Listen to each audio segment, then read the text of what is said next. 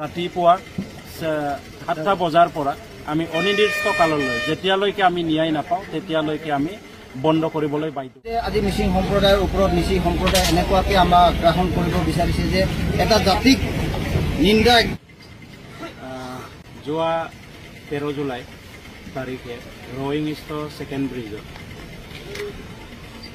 অসমৰ মিচিং যুৱক শ্ৰী শংকৰ পেৰু অৰুণাচল প্ৰদেশৰ পাপুমপাৰে জিলাৰ তাদাৰ ভাই বোলা এজন ক্ৰিমিনেলে সুস্থ মগজুৰে গুলিয়াই হত্যা কৰিলে। তাৰ আমি তীব্ৰ প্ৰতিবাদ ও নিন্দা জনাইছোঁ।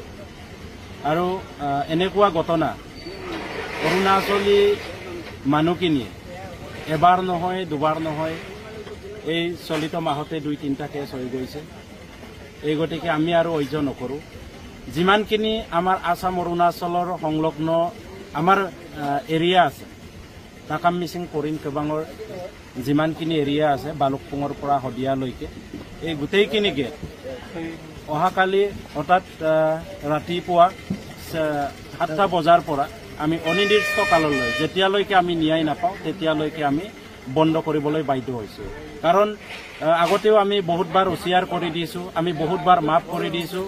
যিমান পাৰে আমাৰ যুৱকসকলক অৰুণাচলত কাম কৰিব যোৱা মানুহক যিমান পাৰে অত্যাচাৰ কৰিছে, যিমান পাৰে হত্যা কৰিছে। এই গতিকে এই যিমানখিনি হত্যা অন্যায়ৰ আমি বিৰোধিতা কৰিছোঁ, সকলোখিনিক আমি তীব্ৰভাৱে গৰিহণা আৰু নিন্দা জনাইছোঁ।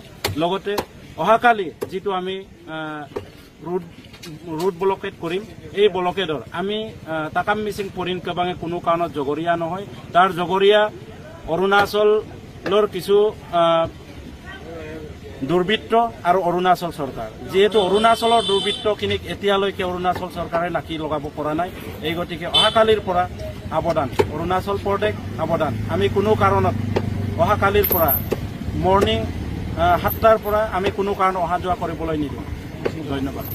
শদিয়া জিলা TMPK MMK TMNK আমি সকলোৱে মিলিজুলি যিহেতু শংকৰ পেৰু বিয়াবোৰলৈ হয়, তেখেতক কিছু নিৰ্মমভাৱে হত্যা কৰা হৈছে। তাৰ বিষয় লৈ কিনে আমি ৰয়িং পুলিচ ষ্টেচনত ৰয়িং থানাত আমি শদিয়া জিলা সমিতিৰ তৰফৰ পৰা এখন এজাহাৰ দিওঁ আৰু উচিত ন্যায় পাবৰ কাৰণে আমি দাবী জনাই আহিছোঁ।